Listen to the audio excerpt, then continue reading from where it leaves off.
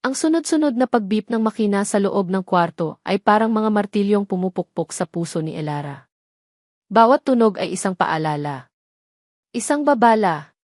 Nakatayo siya sa labas ng glass window ng AC. Ang mga palad niya ay nakadiin sa malamig na salamin. Sa loob, nagkakagulo ang mga nurse at doktor.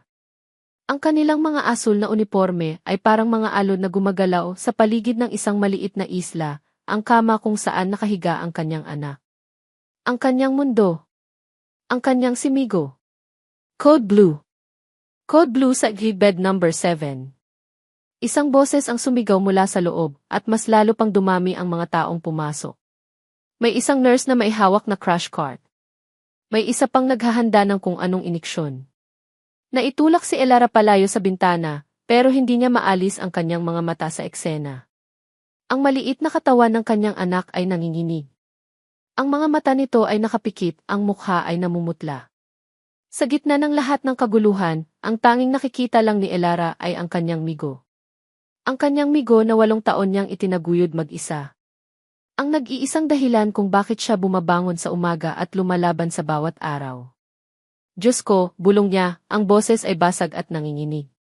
Parang awa niyo na. Wag po ang anak ko. Naramdaman niya ang unti-unting panlalamig ng kanyang mga kamay. Ang kanyang mga tuhod ay tila babagsak na anumang oras.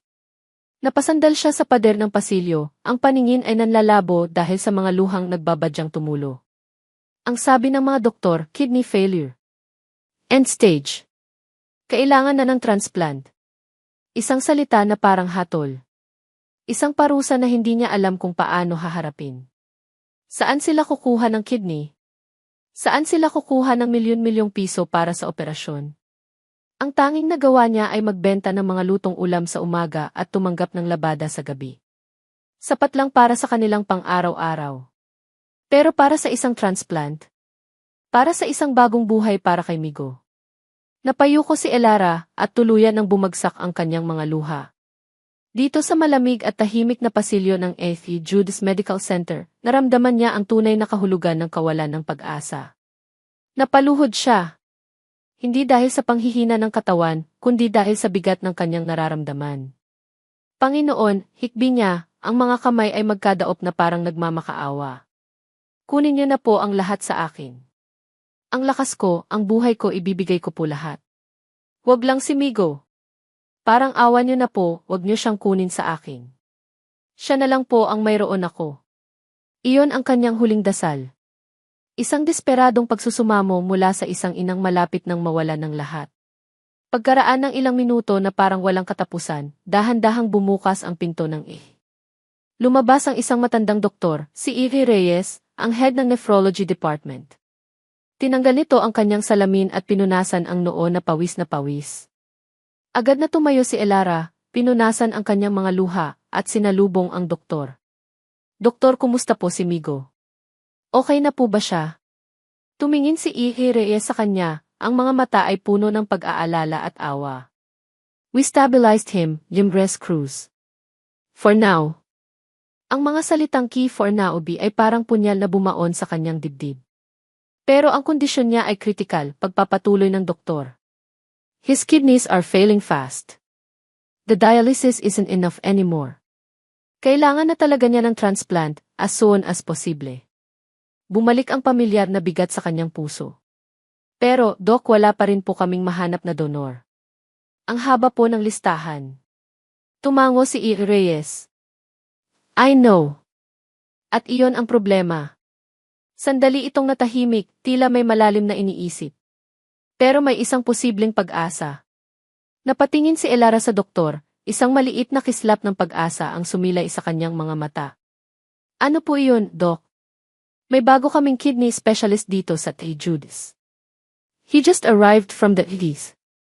Isa sa mga pinakamagaling na nephrologist na nakilala ko.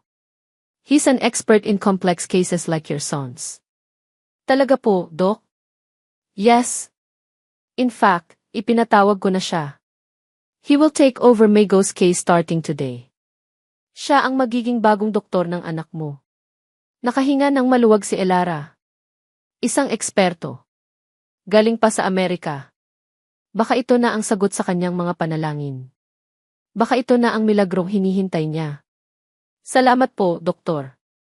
Maraming salamat po. Walang anuman. I will do everything I can for your son, sabi ni Eve Reyes, bago niya ibinalik ang tingin sa pasilyo sa likuran ni Elara. And here he is now. Lumingon si Elara, ang puso niya ay puno ng pananabik at pasasalamat. Gusto niyang makita ang mukha ng anghel na ipinadala ng Diyos para sa kanila. Nakita niya ang isang lalaking naglalakad palapit sa kanila. Matangkad. Nakasuot ng malinis at plansadong puting coat. Ang bawat hakbang ay may kumpiyansa, ang tindig ay may otoridad. May kung anong pamilyar sa kanyang paglalakad. Sa hubog ng kanyang mga balikat. Habang papalapit ito, unti-unting luminaw ang mukha nito sa ilalim ng ilaw ng ospital. Ang pamilyar na panga. Ang pamilyar na ilong. At ang mga matang iyon. Ang mga matang iyon na minsan nang naging buong mundo niya. Parang huminto ang pag-ikot ng mundo. Parang biglang nawala ang lahat ng ingay sa paligid. Bawat tibok ng kanyang puso ay isang malakas na dagundong sa kanyang dibdib, mas malakas pa sa alarmang narinig niya kanina. Hindi. Hindi maaari. Naramdaman niyang nanuyo ang kanyang lalamunan. Ang pag-asang naramdaman niya kanina ay biglang napalitan ng isang matinding takot na hindi niya kailanman naramdaman. Nakatayo na ngayon ang lalaki sa harapan nila. Ang amoy ng kanyang pabango, ang parehong pabango na suot niya 8 taon na ang nakalipas, ay sumampal sa kanya. Reyes, bati ng lalaki, ang boses ay malalim at formal. Sandoval, good to see you, sagot ni Eve Reyes. This is Elara Cruz, ang ina ng pasyente natin. Ang lalaki, si Eve Sandoval, ay dahan-dahang lumingon sa kanya. Ang kanilang mga mata ay nagtagpo. 8 taon. 8 taon niyang sinubukang kalimutan ang mukhang iyon. 8 taon siyang umiwas sa lahat ng bagay na makapagpapaalala sa kanya. 8 taon siyang namuhay sa kasinungalingang kaya niya nang wala ito. Pero sa isang iglap gumuho ang lahat. Nakatayo sa harapan niya si Liam. Ang kanyang Liam. Pero ang mga mata nito ay hindi na katulad ng dati. Wala na ang init. Wala na ang pagmamahal. Ang mga mata niya ngayon ay malamig, propesyonal, at parang mata ng isang estranghero. Hindi man lang ito nagpakita ng kahit anong bahid ng pagkakilala. O gulat. O kahit ano. Tumingin ito sa kanya na parang isa lamang siyang ordinaryong tao, isang ina ng pasyente. Bumuka ang bibig ni Liam, at ang mga salitang lumabas dito ang tuluyang dumurog sa natitirang piraso ng kanyang puso. Ako ang bagong doktor ng anak ninyo. Let's talk in the office, Eunice Cruz. Bawat hakbang na ginawa ni Elara sa pagsunod kay Liam papunta sa opisina nito ay parang paghakbang sa ibabaw ng nagbabagang uling. Ang puting pasilyo ng ospital ay tila humaba at ang bawat metro ay isang pagsubok sa kanyang pagtitimpi. Eunice Cruz. Paulit-ulit na umalingaw sa isip niya ang mga salitang iyon. Hindi Elara. Hindi Ellie ang pangalan na tanging si Liam lang ang tumatawag sa kanya noon. Eunice Cruz. Formal. Malamig. Estranghero. Pagpasok nila sa opisina, agad siyang sinalubong ng amoy ng mamahaling leather at bagong libro. Malayo sa amoy ng maliit na apartment na tinutuluyan niya. Malayo sa amoy ng pawis at pagod na kinasanayan niya. Ang opisina ni Liam ay isang testamento ng kanyang tagumpay. Isang malaking mahogany desk ang nasa gitna. Sa likod nito, isang glass shelf na puno ng mga libro at parangal. Sa pader, nakasabit ang kanyang mga diploma mula sa mga kilalang unibersidad sa Pilipinas at sa Amerika. Ito ang mundo ni Liam ngayon. Isang mundo kung saan halatang-halata na hindi siya kabilang. Umupo si Liam sa kanyang swivel chair na parang isang hari sa kanyang trono. Ipinatong nito ang mga kamay sa mesa at tiningnan siya. Muli ang mga matang iyon diretso, matalas, walang emosyon. Maupo ka, Eunice Cruz. Sumunod si Elara. Umupo siya sa silyang nasa harapan ng mesa. Pakiramdam niya ay isa siyang aplikante na ini-interview para sa isang trabaho, hindi isang inang nag-aalala para sa kanyang anak. Binuksan ni Liam ang isang folder sa kanyang mesa. Ito ang chart ni Migo.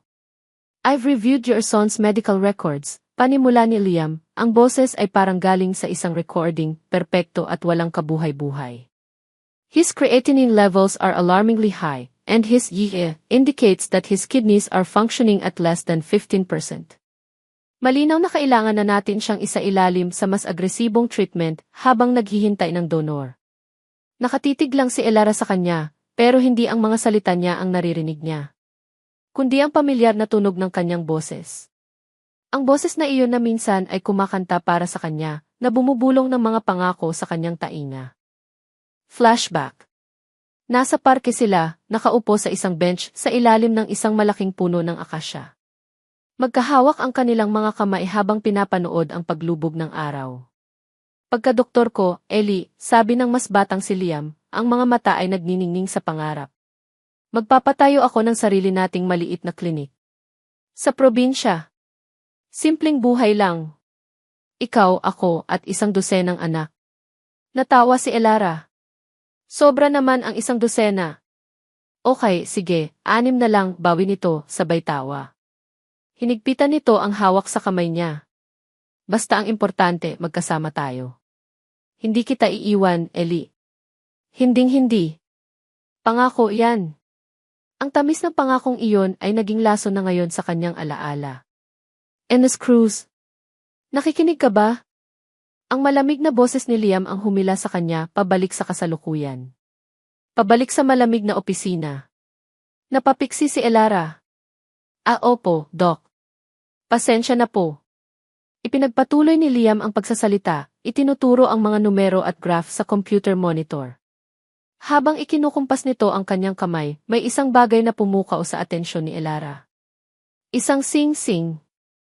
Isang simpleng silver band sa kanyang kanang daliri. Hindi ito wedding ring pero mukha itong mamahalin. Isang simbolo ng kanyang bagong estado sa buhay. Isang buhay na binuo niya nang wala si Elara. May asawa na ba siya? Engaged? May iba na bang nagmamay-ari ng puso niya? Ang mga tanong ay parang mga bubuyog na umuugong sa kanyang isip. Naramdaman niya ang pagkirot sa kanyang dibdib, isang pamilyar na sakit na akala niya ay matagal nang naghilom. Hindi. Hindi siya dapat makaramdam ng ganito. Wala siyang karapatan. Siya ang nang-iwan. Siya ang tumapos sa lahat. So, for now, we'll increase the frequency of his dialysis tea. Hindi na niya kaya. Pakiramdam ni Elara ay unti-unti siyang sinasakal ng mga pader ng opisina. Ang hangin ay naging mabigat at bawat paghinga ay isang paghihirap. Kailangan niyang makaalis. Ngayon na. Doc T. Putol niya sa sinasabi ni Liam, ang boses ay nanginginig. Tumingin ito sa kanya, bahagyang kumunot ang noo sa pagkaistorbo. Kailangan ko lang po munang lumabas. Sisilipin ko lang po si Migo. Palusot niya. Isang desperadong pagtakas. Hindi na niya hinintay ang sagot ni Liam. Mabilis siyang tumayo, ang mga kamay ay nanginginig. Muntik na niyang matabig ang silya sa kanyang pagmamadali. Sige po, Doc. Salamat po. Halos takbuhin niya ang pinto palabas. Nang makalabas siya sa pasilyo, napasandal siya sa pader at sinubukang habulin ang kanyang paghinga. Napahawak siya sa kanyang dibdib, sinusubukang pakalmahin ang nagwawalang puso. Gusto niyang umiyak. Gusto niyang sumigaw. Nang medyo kumalma na siya, nagpa siyang bumalik sa tapat ng Ngunit sa kanyang pagdaan pabalik sa tapat ng opisina ni Liam, na naiwan niyang bahagyang nakabukas, narinig niya ang boses nito. Hindi na ito formal. Hindi na malamig. May bahid ng pagod at inis. Nakausap nito ang isang tao sa cellphone. Yes, ma. I'm busy. Nandito ako sa ospital. Alam ko. I'll handle it, T. Napatigil si Elara sa kanyang kinatatayuan. Ma! Ang boses niya sa pagsabi ng salitang iyon ay iba. At ang pangalan na kasunod na binanggit ng kausap nito sa kabilang linya, kahit mahina ay dinig na dinig niya. Imelda. Isang pangalan. Pero para kay Elara, hindi lang iyon isang pangalan. Iyon ay isang anino mula sa kahapon. Isang anino na may dalang matinding takot at masasakit na alaala. Isang pamilyar na kilabot ang gumapang sa kanyang buong katawan, mas malamig pa sa sahig ng ospital. Hindi lang pala si Liam ang nagbalik. Pati na rin ang multo ng nakaraan na siyang tunay na dahilan kung bakit nasira ang lahat. Yes, ma. I'm busy. Nandito ako sa ospital. Alam ko. I'll handle it, T. Binaba ni Liam ang cellphone sa ibabaw ng kanyang mesa, kasabay ng isang malalim na buntong hininga. Pinisil niya ang pagitan ng kanyang mga mata, isang pamilyar na kilos sa tuwing nararamdaman niya ang pagod at inis. Ang boses ng kanyang ina, si Doña Imelda Sandoval, ay parang isang matinis na kampana na patuloy na umuulit sa kanyang isip. Liam, pumunta ka sa dinner mamaya. The Alcarazes will be there. Of course, Katrina will be there. She's a doctor, you're a doctor. You're perfect for each other. It's time to settle down with someone from a respectable family. Isang kagalang-galang na pamilya. Isang babaeng nararapat. Isang buhay na perpekto sa papel. Iyon ang hawla ni Liam. Isang gintong hawla na puno ng mga inaasahan, obligasyon, at mga planong hindi siya ang gumawa. Bumalik siya sa Pilipinas para mamuno sa bagong wing ng ospital na pag-aari ng kanilang pamilya, hindi lang dahil sa pangarap, kundi dahil sa tungkulin. Napabuntong hininga siyang muli. Isinandal niya ang kanyang likod sa mamahaling leather na upuan at ipinikit ang mga mata. Ang pagod na nararamdaman niya ay hindi lang dahil sa jet lag o sa dami ng trabaho. Pagod na siya sa pakikipaglaban sa isang digmaang hindi niya mapanalunan. Ang digmaan laban sa kagustuhan ng kanyang ina. Iminulat niya ang kanyang mga mata at ibinaling ang tingin sa folder na nasa kanyang mesa. Migo Cruz. Age, 8, diagnosis, end-stage renal disease. Kinuha niya ang folder at binuklat ito. Ang mga numero at medical terms ay pamilyar sa kanya. Ngunit sa likod ng mga iyon, may isang maliit na bata na lumalaban para sa kanyang buhay. May nakasingit na isa picture sa medical chart. Isang batang lalaki na may malalaking mata at isang matamis, kahit bahagyang pilit, na ngiti. Tinitigan ni Liam ang litrato. May kung anong kuryosidad na gumuhit sa kanyang isipan. Isang di maipaliwanag na pakiramdam. Sa dulo ng ngiti ng bata, may isang pamilyar na kurba. Isang bagay na parang nakita na niya dati. Ipinilig niya ang kanyang ulo. Guni-guni lang siguro. Epekto ng pagod. Ngunit ang mukha ng bata ay nagdala sa kanya sa isa pang mukha. Ang mukha ng ina nito. Elara. Hindi niya inaasahan na makikita itong muli. Lalo na sa ganitong sitwasyon. Ang babaeng minahal niya ng higit sa lahat. Ang babaeng siya rin ang sumira sa kanya. Isang pait ang gumuhit sa kanyang lalamunan. Naalala niya ang kanilang huling pag-uusap. Ang mga salita niya na parang mga bubog na tumusok sa kanyang puso. Hindi kita minahal, Liam. Kailanman. Laro lang ang lahat ng to. Ang mga salitang iyon ang naging pader na binuo niya sa paligid ng kanyang puso sa loob ng 8 taon. Ang sakit na iyon ang nagtulak sa kanya na magpakalayo, mag-aral ng mabuti, at ibaon ang sarili sa trabaho. Naging matagumpay siya. Nakuha niya ang lahat ng gusto niya.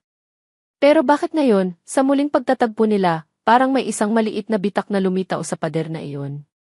Isinara niya ang folder ng may kaunting diin. Trabaho lang ito. Isa lang siyang pasyente. Isa lang siyang ina. Kailangan niyang maging propesyonal. Tumayo si Liam at inayos ang kanyang puting coat. Oras na para umuwi.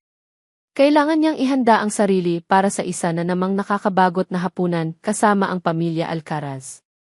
Naglakad siya palabas ng kanyang opisina.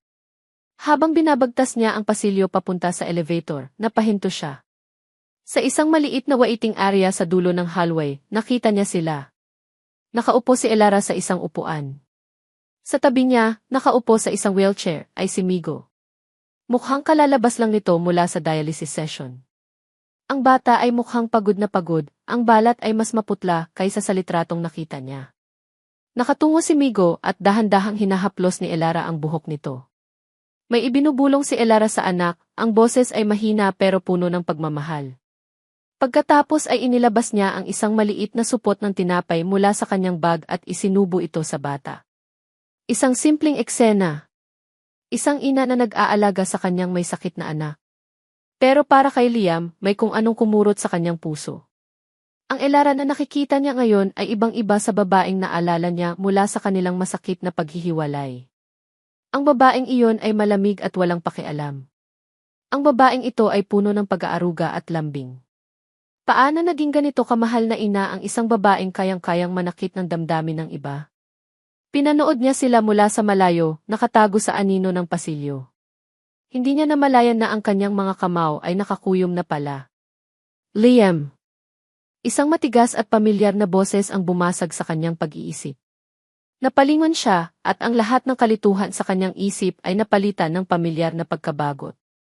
Nakatayo sa likuran niya, ang tindig ay matikas at ang mga mata ay matalas, ay ang kanyang ina. Si Doña Imelda Sandoval. Ma! Anong ginagawa ninyo rito? I thought I'd see you at dinner, gulat na tanong ni Liam. I was waiting for you in the car for 15 minutes. Naiinip na ako, sagot nito, ang boses ay may otoridad. Sino ang tinitingnan mo dyan? Sinundan ni Doña Imelda ang direksyon ng tingin ng anak. Ang kanyang mga mata, nasanay sa pagkilatis sa halaga ng mga alahas at damit, ay dumapo sa mag-inang nakaupo sa waiting area. Nakita niya ang simpleng damit ni Elara, ang pagod sa mukha nito. Nakita niya ang payat na katawan ng bata sa wheelchair. Agad na nagbago ang ekspresyon ni Doña Imelda. Ang kanyang mga labi ay numipis, at isang malamig na ekspresyon ng pagkamuhi ang dumaan sa kanyang mga mata. Tumingin siya pabalik kay Liam, na para bang nahuli niya itong gumagawa ng isang karumal-dumal na kasalanan. Sino ang babaeng yan, Liam? Tanong niya, ang bawat salita ay may diin at puno ng pagdududa. Bakit siya nandito? Lumipas ang ilang araw na parang mga anino. Bawat araw ay pareho. Gigising si Elara sa isang maliit na upuan sa tabi ng kama ni Migo. Babantayan niya ang pagdaloy ng gamot sa E-line. Pakikinggan niya ang mahinang paghinga ng kanyang anak. At iwasan niya si Liam Sandoval sa abot ng kanyang makakaya. Nakikipag-usap lamang siya sa mga nurse at sa ibang mga resident doctor. Kapag alam niyang paparating na si Liam para sa kanyang rounds, maghahanap siya ng dahilan para lumabas, magpupunta sa sisi, bibili ng tubig, o tatayo sa dulo ng pasilyo. Hindi niya kayang harapin ang mga mata nitong malamig. Hindi niya kayang harapin ang multo ng nakaraan na dala-dala nito. At higit sa lahat, hindi niya kayang harapin ang katotohanang ang lalaking winasak niya noon ay siya ngayong nag-iisang pag-asa ng anak niya. Isang hapon, habang mahimbing na natutulog si Migo pagkatapos ng isa na namang nakakapagod na dialysis session, pinagmamasdan siya ni Elara.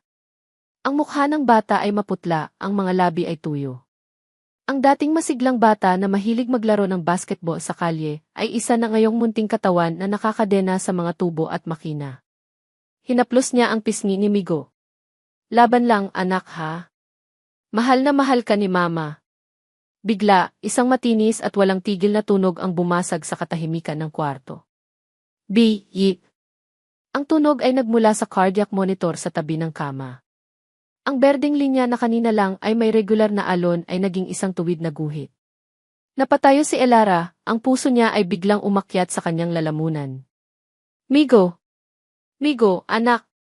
Sa isang iglap, bumukas ang pinto at pumasok ang dalawang nurse. Code Blue! Code Blue! Room 402, sigaw ng isa sa pasilyo. Ang sunod na mga pangyayari ay parang isang masamang panaginip na tumatakbo ng mabilis. Dumating ang crash cart. May mga doktor na nagmamadaling pumasok. Si Elara ay marahang itinulak palabas ng kwarto para bigyan sila ng espasyo. Nakatayo siya sa labas, nanginginig, ang mga mata ay nakatutok sa siwang ng pinto. Naririnig niya ang mga sigawan sa loob. Charging to 200. Clear. No pulse. Resume compressions. Bawat salita ay parang isang suntok sa kanyang sikmura. Ang buhay ng kanyang anak ay parang buhangin sa kanyang palad, unti-unting nawawala at wala siyang magawa para pigilan ito. Hindi. Hindi maaari. Hindi pa. Napasandal siya sa pader, ang kanyang mga binti ay parang nawala ng lakas. Ang mga luha ay bumuhos mula sa kanyang mga mata ng walang tigil. Doon, sa gitna ng sahig ng malamig na pasilyo, siya bumagsak. Napaluhod siya, at pagkatapos ay napaupo, ang mga kamay ay nakatakip sa kanyang mukha, habang humahagulgol siya ng walang tunog. Tapos na. Wala na. Huli na ang lahat. Ang kanyang dasal ay hindi dininig. Naramdaman niyang may tumigil sa kanyang harapan. Hindi niya ito pinansin. Wala na siyang pakialam sa mundo. Wala nang kwenta ang lahat kung mawawala si Migo. Ngunit pagkatapos, naramdaman niya ang isang mainit na kamay na dahan-dahang dumapo sa kanyang balikat. Isang pamilyar na init. Isang pamilyar na bigat. Dahan-dahan niyang itinaas ang kanyang ulo. Ang kanyang mga mata, na malabo dahil sa luha, ay sinalubong ng isang pares ng mga matang puno ng pag-aalala. Hindi ito ang mga matang malamig at propesyonal na nakita niya sa opisina. Ang mga matang nakatingin sa kanya ngayon ay may bahid ng sakit, ng awa, ng isang emosyon na matagal na niyang hindi nakikita mula rito. Si Liam. Nakayuko ito sa harapan niya, ang mamahaling sapatos ay kapantay na ng sahig kung saan siya nakaupo. Ang kanyang mukha ay puno ng isang emosyon na hindi mabasa ni Elara. Tumayo ka dyan, Elara, sabi nito, ang boses ay mahina at nag-aalala. Sinubukan ni Elara, pero ang kanyang katawan ay ayaw sumunod. Umiling lang siya habang patuloy na umiiyak. Umupo si Liam sa sahig sa tabi niya. Hindi niya inalintana ang maruming sahig o ang mga taong dumadaan at nakatingin. Hindi pa tapos ang laban, sabi nito. Umiling si Elara. Wala na, huli na ang lahat eh. Hindi, mariing, sabi ni Liam. Inabot nito ang kamay ni Elara at marahang hinawakan. Ang paghawak na iyon ay nagpadala ng isang kuryente sa buo niyang katawan. Naroon ako sa loob. We got his pulse back. He's stable. Napatingin si Elara sa kanya, hindi makapaniwala. Titutu. Tumango si Liam. Pero critical pa rin siya. His body is rejecting the dialysis. We are running out of time. At alam nating pareho na ang listahan para sa donor ay napakahaba. Ang maliit na pag-asa na sumibol sa puso ni Elara ay muling namatay. Bumalik ang bigat. Bumalik ang sakit.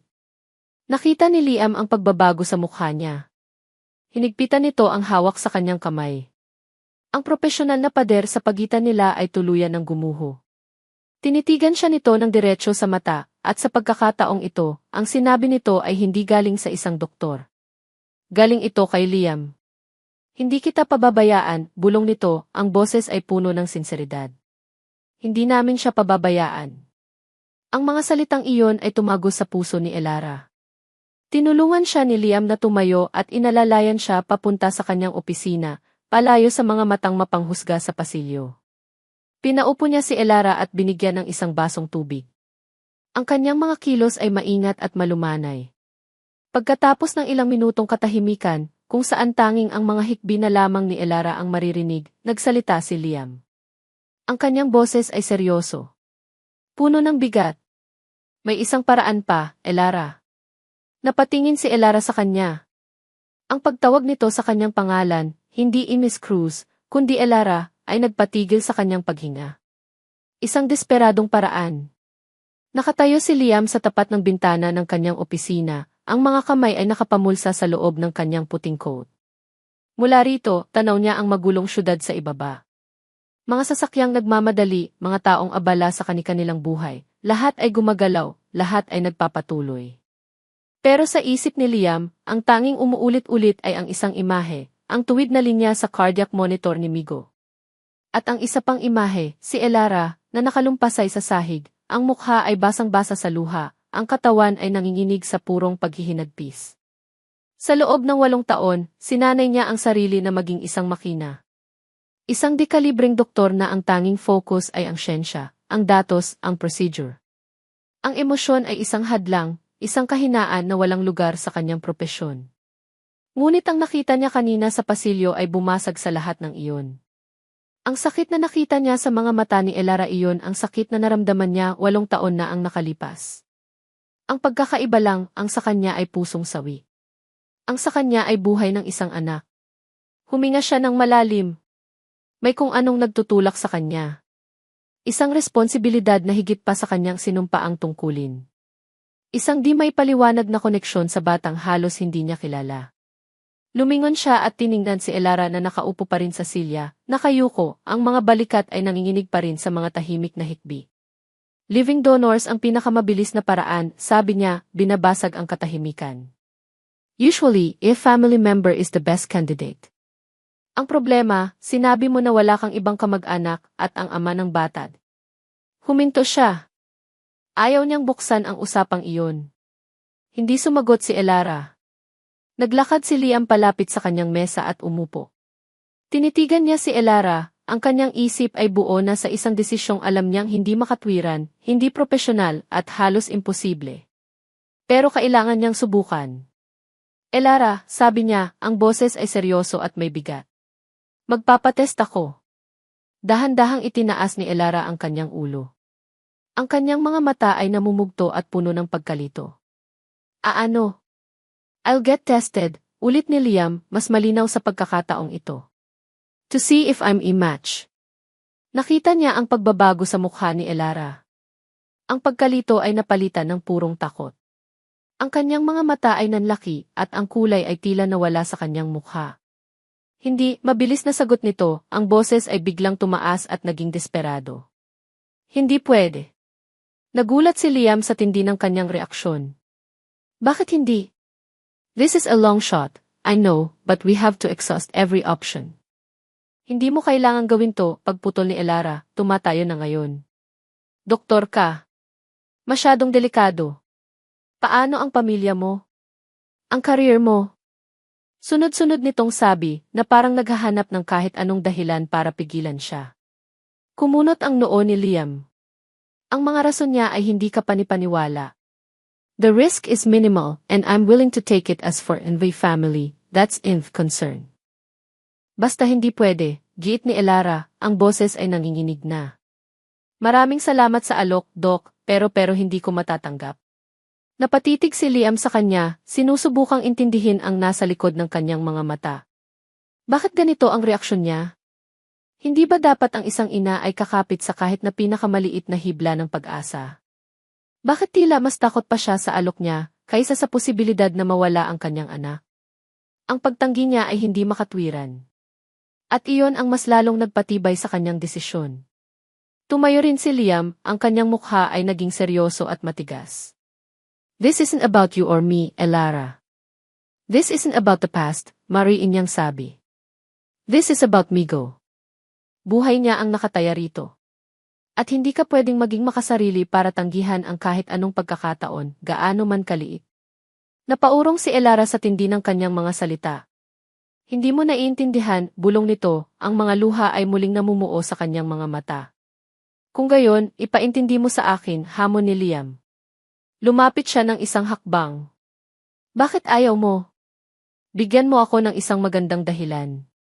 Hindi makasagot si Elara. Umiling lang ito, ang mga labi ay nanginginig. Isang matinding pagkadismaya ang naramdaman ni Liam. Ang pagmamatigas nito ay hindi na niya maintindihan. Kung wala kang masasabing dahilan, wala na tayong dapat pag-usapan pa. Huminga siya ng malalim at sa huling pagkakataon, tiningnan niya si Elara. Ang boses niya ay naging malamig, pero sa likod nito ay isang determinasyong hindi matitinag. Para sa bata, Elara. Hindi para sa'yo. Pagkasabi noon, tumalikod si Liam. Hindi na niya hinintay ang sagot nito. Naglakad siya palabas ng kanyang opisina nang may isang layunin. Bawat hakbang niya ay tiyak. Bawat hakbang ay papalapit sa laboratorio ng ospital. Naiwan si Elara sa loob ng opisina, mag-isa, tulala, at walang magawa kundi panoorin siyang umalis. Ang kanyang mundo ay guguho na.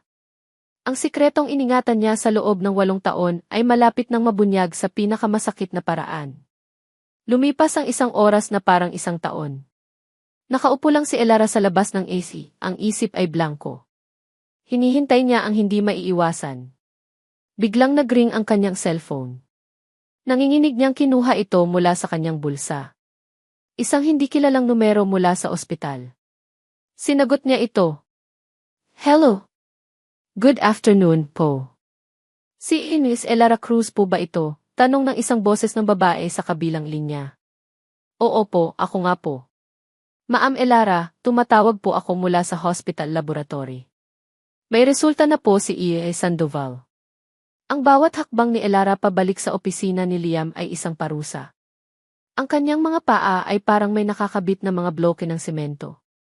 Ang hallway na kanina lang ay pamilyar ay tila naging isang mahabang tunel na walang katapusan, at sa dulo nito ay naghihintay ang kanyang kahatulan. May resulta na po si E. Sandoval. Ang mga salita ng nurse ay isang martilyong patuloy na pumupukpok sa kanyang sentido. Alam na niya. Bago pa man sabihin ng nurse sa kaibuturan ng kanyang puso, alam na niya. Ang 1% tsansa. Ang imposible. Iyon ang laging nangyayari sa mga kwentong tulad nito. At ngayon, siya ang bida sa sarili niyang trahedya. Nang marating niya ang pinto, huminto siya. Huminga siya ng malalim, sinusubukang pulutin ang mga piraso ng kanyang nagkawatak-watak na katatagan. Pero wala na siyang mapulot. Basag na ang lahat. Itinaas niya ang kanyang kamay para kumatok, pero bago pa man dumapo ang kanyang mga daliri sa kahoy, bumukas ang pinto. Nakatayo roon si Liam. Tiningnan siya nito, ang mukha ay seryoso, hindi mabasa.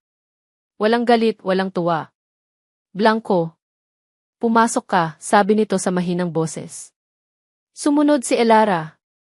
Ang opisina ay tila mas lumamig kaysa kanina. Ang hangin ay mabigat, puno ng tensyon na halos nahihipo niya. Umupo si Liam sa kanyang swivel chair. Si Elara naman ay nanatiling nakatayo malapit sa pinto, handang tumakbo anumang oras. Sa ibabaw ng mesa ni Liam, sa pagitan nilang dalawa ay isang puting sobre. Isang sobre na naglalaman ng katotohanang pilit niyang tinakasan sa loob ng 8 taon. Hindi nagsalita si Liam. Kinuha lamang nito ang sobre, binuksan ito ng dahan-dahan, at inilabas ang isang papel. Tinitigan niya ito ng ilang segundo, kahit alam ni Elara na nabasa na niya ito kanina. Ang katahimikan ay nakakabingi. Ang tanging maririnig ay ang mahinang ugong ng aircon at ang malakas na kabog ng puso ni Elara sa loob ng kanyang dibdib. Pakiramdam niya ay sasabog ito anumang oras. Pagkatapos, dahan-dahang itinaas ni Liam ang kanyang tingin. Ang kanyang mga mata ay dumiretso sa mga mata ni Elara. I'm too perfect match, Elara. Ang mga salita ay hindi pa sigaw. Hindi rin pabulong. Iyon ay isang pahayag. Isang katotohanan na kasing lamig at kasing tigas ng bakal. Gumuho ang mundo ni Elara. Ang natitirang lakas sa kanyang mga tuhod ay tuluyang nawala. Napahawak siya sa hamba ng pinto para suportahan ang sarili. Ang kanyang paghinga ay naging mabilis at mababaw. I have zero antigen mismatch. The probability of that happening between two unrelated strangers is 1 in 100,000. Pagpapatuloy ni Liam, ang boses ay kalmado pa rin, pero mayroon ng bahid ng isang matalas na tanong. 1 in 100,000, Elara. Isn't that a miracle? Milagro. Iyon ba ang tawag dito? O isang sumpa? Hindi na niya kaya. Ang pader na binuo niya sa loob ng 8 taon, ang mga kasinungaling ang sinabi niya sa sarili, ang bigat ng kanyang sikreto, lahat ay bumagsak sa kanya ng sabay-sabay. Nagsimulang mamasa ang kanyang mga mata. Ang imahe ni Liam sa kanyang harapan ay unti-unting lumabo. Umiling siya.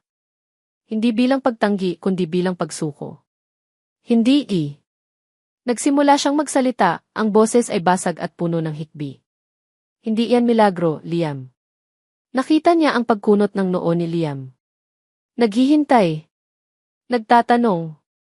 At doon, sa gitna ng kanyang mga luhang walang tigil sa pag-agos, lumabas ang mga salitang matagal niyang ikinulong sa kanyang dibdib. Kaya ka perpektong donor di. Huminto siya, huminga ng malalim para lang mailakas siyang ituloy ang sasabihin. Kasi ang mga mata ni Liam ay hindi kumukurap, nakatutok sa kanya. Kasi anak mo si Migo, Liam. Isang nakakabinging katahimikan ang muling bumalot sa silid. Ang tanging maririnig na lang ay ang hagulgol ni Elara. Anak mo siya. Sa wakas, nasabi na niya. Ang katotohanan ay malaya na. At kasabay ng paglaya nito ay ang tuluyang pagkasira ng lahat. Biglang tumayo si Liam. Ang upuan ay gumawa ng isang malakas na tunog nang bigla itong umatras. Ang kanyang mukha, na kanina ay blanko, ay puno na ngayon ng isang emosyon na hindi pa nakikita ni Elara kailanman, isang halo ng matinding gulat, pagkalito, at isang namumuong galit. Tiningnan siya nito, hindi na bilang si Elara, ang babaeng minsan niyang minahal. Tiningnan siya nito na parang isang estranghero. Isang manloloko. Isang sinungaling. Ang mga salita ni Elara ay parang isang malakas na pagsabog na yumanig sa buong pundasyon ng mundo ni Liam. Anak mo si Migo, Liam. Anak mo siya. Sa isang sandali, parang huminto ang lahat. Ang tanging naririnig niya ay ang pag-ugong sa kanyang mga tainga at ang malakas na tibok ng sarili niyang puso. Tiningnan niya si Elara, ang babaeng umiiyak sa kanyang harapan, at sinubukan ng kanyang utak na iproseso ang impormasyon. Anak. May anak siya. Isang batang lalaki na 8 taong gulang. Isang batang may malalaking mata at pamilyar na ngiti. Isang batang nakikipaglaban para sa kanyang buhay sa isang silid ilang metro lang ang layo. Ang kanyang anak. Ang pagkabigla ay dahan-dahang napalitan ng ibang emosyon. Isang bagay na mas madilim, mas mabigat. Parang isang laso na gumapang sa kanyang mga ugat, pinapaso ang bawat hibla ng kanyang pagkatao. Galit. Isang matinding galit na hindi pa niya naramdaman kailanman. Ano, usal niya, ang boses ay mahina at puno ng panganib. Anong sabi mo? Si Migo anak natin siya, ulit ni Elara sa gitna ng kanyang mga hikbi. Sinungaling, sagot ni Liam, ang bawat letra ay may diin. Lumapit siya ng isang hakbang, ang kanyang mga kamao ay nakakuyom sa kanyang tagiliran. Impossible. Totoo ang sinasabi ko, Liam. Maniwala ka di. Maniwala, isang mapait na tawa ang kumawala sa kanyang mga labi. Ang tawang iyon ay walang bahid ng saya. Puno ito ng sakit at pagkutya. Paano ako maniniwala sa'yo? Ang babaeng nagsabi sa akin na hindi niya ako kailanman minahal.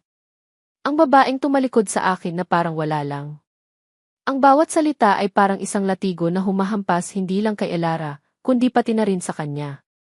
Ang mga alaala ng kanilang masakit na paghihiwalay ay bumalik na parang isang alon, sariwa pa rin ang sakit kahit 8 taon na ang lumipas.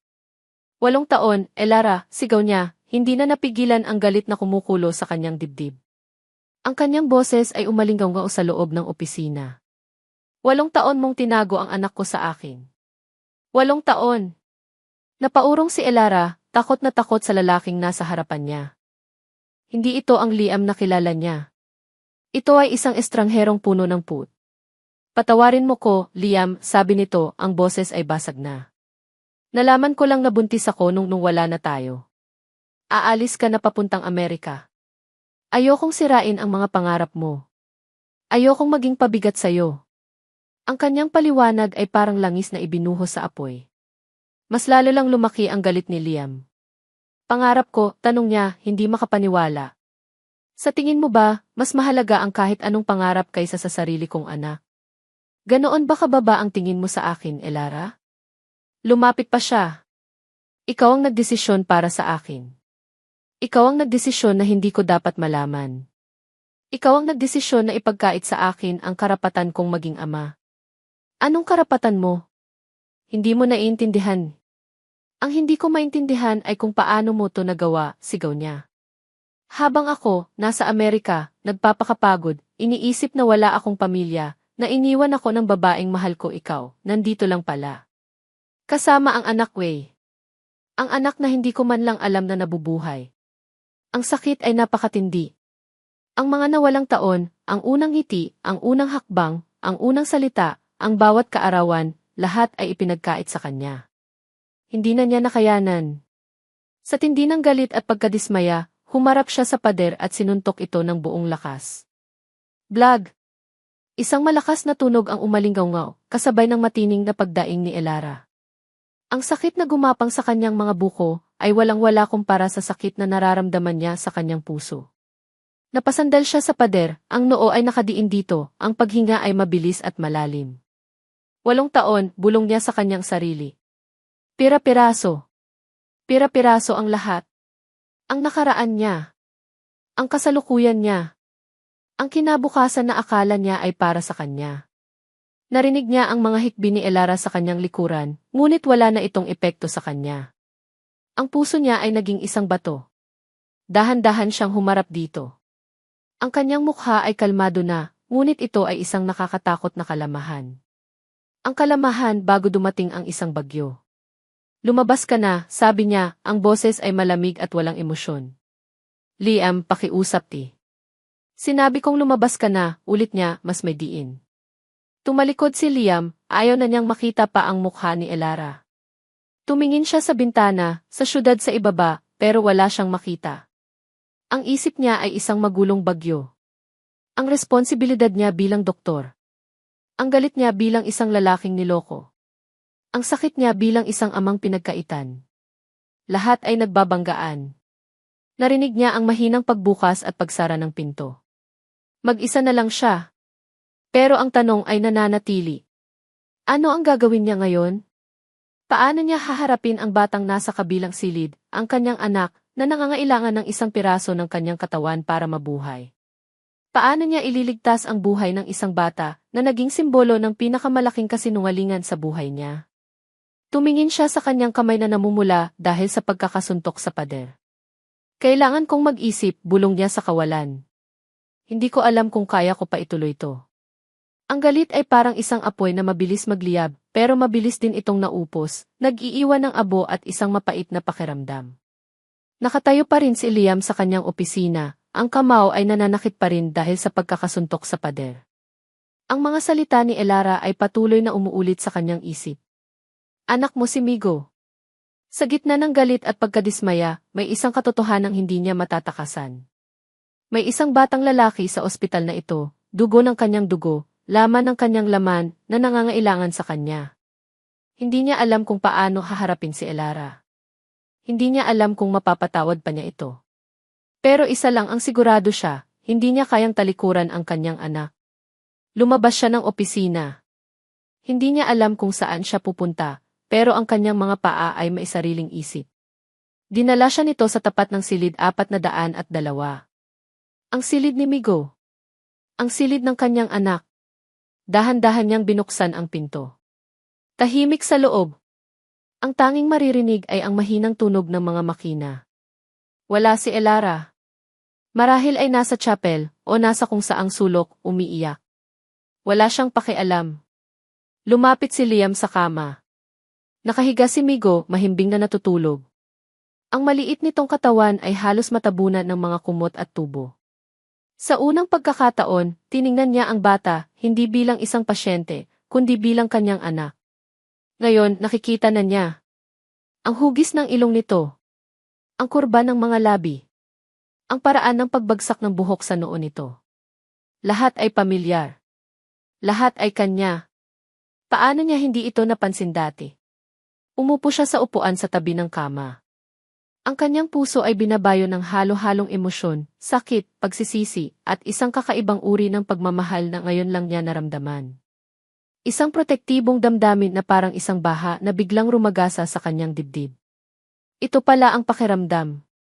Ito pala ang pakiramdam ng pagiging isang ama. Inabot niya ang maliit na kamay ni Migo. Malamig ito. Marahan niya itong hinawakan. Sa sandaling iyon, gumalaw si Migo. Dahan-dahan nitong iminulat ang mga mata. Ang mga mata nito ay pagod, pero nang makita siya, isang maliit na ngiti ang sumilay sa mga labi nito. Tito Doktor, mahinang bati nito.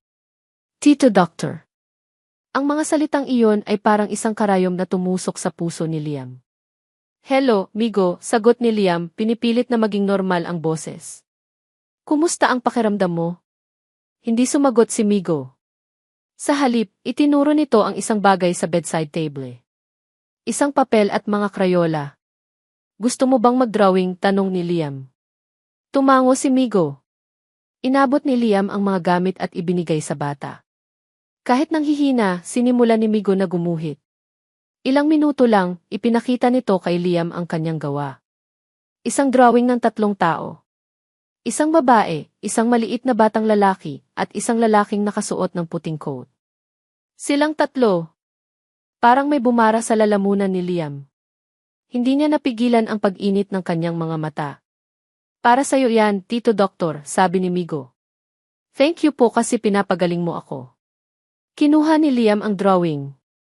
Ang kanyang mga kamay ay bahagyang nanginginig. Hindi na niya napigilan. Yumuko siya at niyakap si Migo. Isang yakap na maingat dahil sa mga tubo, pero mahigpit. Isang yakap na puno ng lahat ng mga taong nasayang. Isang yakap ng isang ama sa kanyang anak. Ang unang yakap. Sa sandaling iyon, naglaho ang lahat ng galit niya kay Elara. Naglaho ang lahat ng pagdududa. Isa lang ang mahalaga, ang batang nasa kanyang mga bisig. Gagaling ka, Migo, bulong niya, ang boses ay basag. Pangako. Nang humiwalay siya sa yakap, alam na niya ang gagawin. Wala nang atrasan. Hindi na ito isang obligasyon bilang doktor. Ito ay isang tungkulin bilang ama. Tumayo siya at lumabas ng kwarto. Kinuha niya ang kanyang cellphone at dinayal ang numero ng kanyang ina. Pagkatapos ng ilang ring, sinagot ito ni Doña Imelda. Liam? Where are you? Kanina ka pa namin hinihintay ni Katrina dito sa restaurant. Ma, sabi ni Liam, ang boses ay matatag at determinado. Hindi ako makakapunta. What do you mean hindi ka makakapunta? This dinner is important. May mas importante akong gagawin, magdodonate ako ng kidney. Isang mahabang katahimikan sa kabilang linya. At pagkatapos, isang pagsabog. Ano? Nababaliw ka na ba, Liam? Kidney mo yan. Para kanino? Para sa batang pulubi na nakita ko kanina? Ang boses ni Doña Imelda ay tumaas ng ilang oktaba. Huminga ng malalim si Liam. Ito na ang oras para harapin ang isa pang katotohanan. Hindi siya basta bata lang, ma, mariing sabi ni Liam. Anak ko siya. Si Migo ay anak ko. Mas matinding katahimikan ang sumunod. At nang muling magsalita si Doña Imelda, ang boses nito ay puno ng galit at hindi pagkapaniwala. Anak mo? Kanino? Sa babaeng iyon? Kay Elara? Maini? Iyan ba ang plano niya kaya siya nagpakita ulit? Para sirain ang buhay mo? Ang galit sa boses nito ay halos mahihipo. Hindi ako papayag, Liam. Hindi ako papayag na isakripisyo mo ang lahat para sa kanila. Desisyon ko to, hindi niyo ako mapipigilan. Talaga lang, hamon ni Doña Imelda, ang boses ay naging malamig at puno ng banta.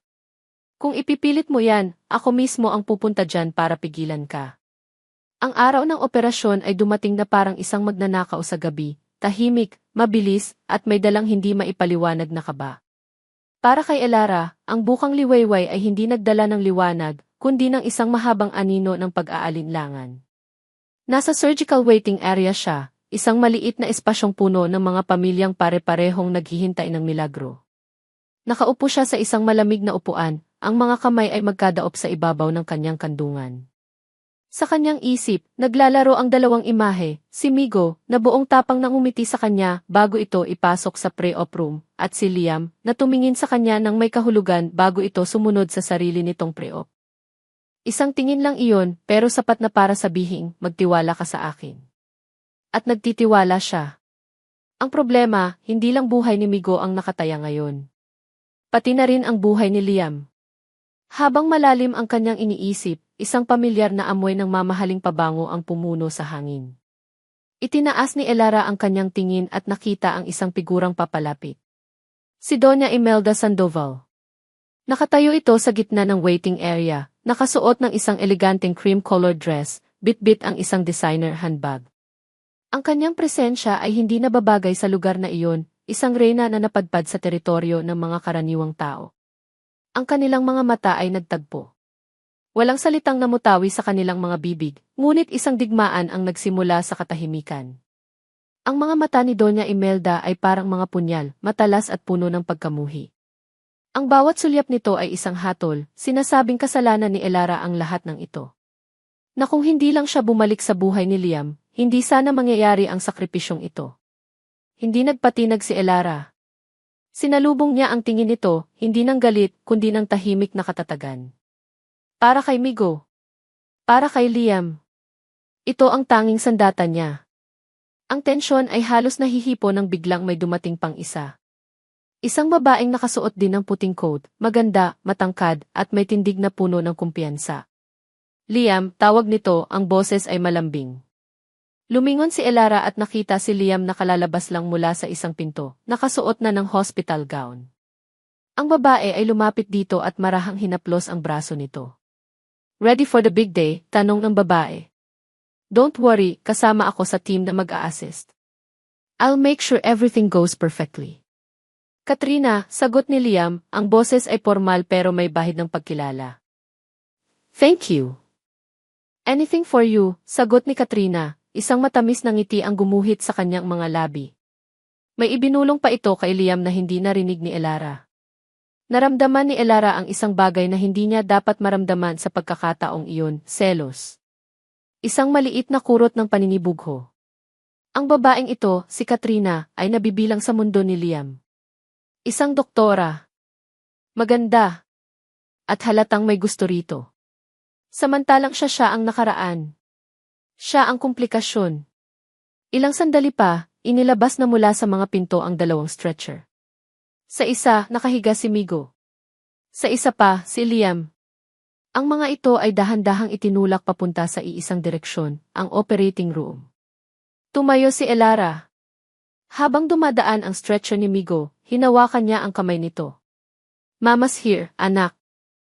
I love you. Pagkatapos, dumaan ang stretcher ni Liam. Sa isang iglap, ang kanilang mga mata ay muling nagtagpo. Tumango si Liam, isang tahimik na pangako. At pagkatapos, isinara na ang malalaking pinto ng operating room. Ang ilaw sa itaas nito na may nakasulat na Surgery Does Progress ay umilaw. Nagsimula na ang paghihintay. Napaupo si Elara. Sa kabilang dulo ng kwarto, nakaupo si Doña Imelda. Dalawang ina na magkaaway ay naghihintay sa iisang resulta. Napapikit si Elara at nagsimulang magdasal. Panginoon, kayo na po ang bahala. Ingatan niyo po si Migo. Ingatan niyo po si Liam. Iligtas niyo po silang dalawa. Ang mga minuto ay naging oras. Ang bawat tunog ng pagbukas ng pinto ay nagpapatayo sa kanya, para lang madismaya na hindi pa iyon ang balita. Ang katahimikan ay nakakabingi, pinupuno lamang ng mga tahimik na dasal at mabibigat na paghinga. Pagkaraan ng halos 6 na oras, ang pinto ng operating room ay muling bumukas. Isang doktor, na hindi si Liam, ang lumabas, ang mukha ay pagod ngunit kalmado. Agad na napatayo si Elara at si Doña Imelda. Lahat ng tao sa waiting area ay napatingin. Tiningnan ng doktor si Elara at pagkatapos ay si Doña Imelda. Isang maliit na ngiti ang sumilay sa kanyang mga labi. The operation was a success. Both the donor and the recipient are stable. The new kidney is functioning perfectly. Parang isang malaking agos ng ginhawa ang bumuhos sa buong katawan ni Elara. Ang kanyang mga binti ay biglang nanghina at napahawak siya sa upuan para hindi bumagsak. Ang mga luhang kanina pa niya pinipigilan ay tuluyan ng bumuhos, mga luha ng pasasalamat, ng kaluwagan, ng purong saya. Salamat po, Diyos ko, bulong niya. Nang medyo kumalma na siya at napunasan ang kanyang mga luha, naramdaman niyang may tumayo sa kanyang tabi. Si Katrina. You must be very happy, sabi nito, ang boses ay matamis na parang pulot, pero may nakatagong lason. Tiningnan siya nito mula ulo hanggang paa, na may bahid ng pangmamaliit. Nakuha mo na ulit ang atensyon niya. Lumipas ang mga araw sa recovery wing na parang isang panaginip. Isang panaginip na matagal nang hinintay ni Liam na magkatotoo. Ang dating malamig at malungkot na mga silid ng ospital ay napuno ng isang bagong init. Ang bawat umaga ay sinisimulan niya sa pagsilip sa kwarto ni Migo. Ang bata ay mabilis na lumalakas. Ang dating maputlang balat nito ay nagkakakulay na. Ang dating matamlay na mga mata ay puno na ngayon ng buhay. At sa tabi nito, laging nandoon si Elara. Sa unang mga araw, mayroon pa ring pader sa pagitan nila, isang pader na gawa sa 8 taon ng sakit at mga hindi nasabing salita. Ngunit unti-unti, habang pinapanood nila ang paggaling ni Migo, ang pader na iyon ay nagsimulang gumuho. Isang gabi, naabutan ni Liam si Elara na nakatulog sa upuan sa tabi ng kama ni Migo. Kumuha siya ng kumot at marahan itong inilagay sa ibabaw niya. Sa isa namang hapon, habang binabasa niya ng kwento si Migo, nakita niya si Elara na nakatayo sa may pinto, tahimik na nakangiti, ang mga mata ay nagniningning. Ang mga ngiting iyon. Ang mga tingin na iyon. Unti-unti nilang binubuo muli ang mga pira-pirasong tulay sa pagitan nila. Hindi pa sila nag-uusap tungkol sa nakaraan, pero sa mga sandaling iyon, parang hindi na iyon mahalaga. Ang mahalaga ay ang ngayon. Ang sila, isang ama, isang ina, at isang anak na nagsisimulang mabuo bilang isang pamilya. Isang hapon, habang nagbabasa si Liam ng isang libro ng mga adventure para kay Migo, at si Elara ay nagbabalat ng mansanas, biglang bumukas ang pinto. Pumasok si Katrina Alcaraz, may dalang isang basket ng prutas. Hi! Kinakamusta ko lang ang paborito kong mga pasyente, bati nito, ang ngiti ay kasing tamis ng pulot. Katrina, salamat sa pagdalaw, sabi ni Liam. Tumingin si Katrina kay Migo, pagkatapos ay kay Elara, at sa huli kay Liam. May isang mabilis na kislap sa mga mata nito, isang bagay na hindi nabasa ni Liam, bago ito muling ngumiti. Mukhang magaling na ang alaga natin, ah. At mukhang masaya na rin ang pamilya, sabi nito, ang huling salita ay may bahagyang diin.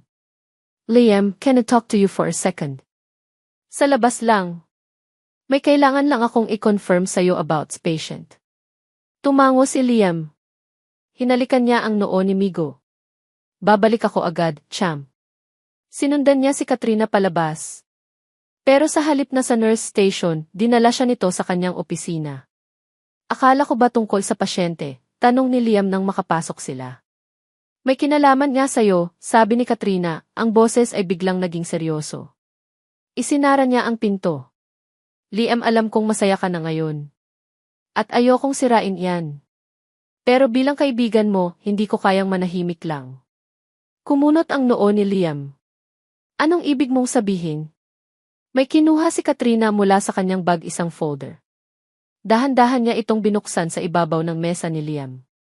Ilang araw na akong binabagabag ng konsensya ko, sabi ni Katrina. May mga naririnig kasi ako. Kaya nag-research ako. At ito ang nakita ko.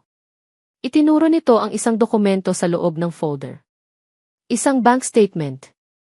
Luma na. May petsang 8 taon na ang nakalipas. Tiningnan ito ni Liam. Ito ay isang kopya ng statement mula sa account ng kanyang ina. At may isang transaksyon doon na naka-highlight. Isang malaking halaga. 1,000,000 piso. Inilipat sa isang account na nakapangalan kay Elara Cruz. Ang petsa ng transaksyon ay 1 linggo pagkatapos ng kanilang paghihiwalay.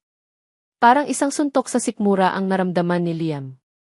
Tumingin siya kay Katrina, pagkatapos ay sa papel at pabalik ulit kay Katrina. Ano to? Tanong niya, ang boses ay nagsisimula ng manginig. Umiling si Katrina, ang mukha ay puno ng pekeng awa. Hindi ko rin alam noong una. Pero habang nagtatanong-tanong ako nalaman ko. Binayaran daw siya ng mama mo para iwanan ka. Ang mga salita ni Katrina ay parang laso na dahan-dahang kumalat sa puso ni Liam. Nalaman niyang buntis siya, pagpapatuloy ni Katrina, ang bawat salita ay isang kalkuladong saksak. At ginamit niya iyon. Itinago niya ang bata, naghintay ng tamang panahon. At ngayon na kailangan ang bata ng kidney, bigla siyang nagpakita. At sino ang una niyang tinakbuhan? Ang mayamang doktor na ama ng anak niya. Ang galing ng plano, di ba? Hindi makapagsalita si Liam. Ang kanyang isip ay isang magulong bagyo. Ang galit. Ang sakit. Ang pagtataksil. Lahat ay bumabalik. Mas matindi. Mas masakit.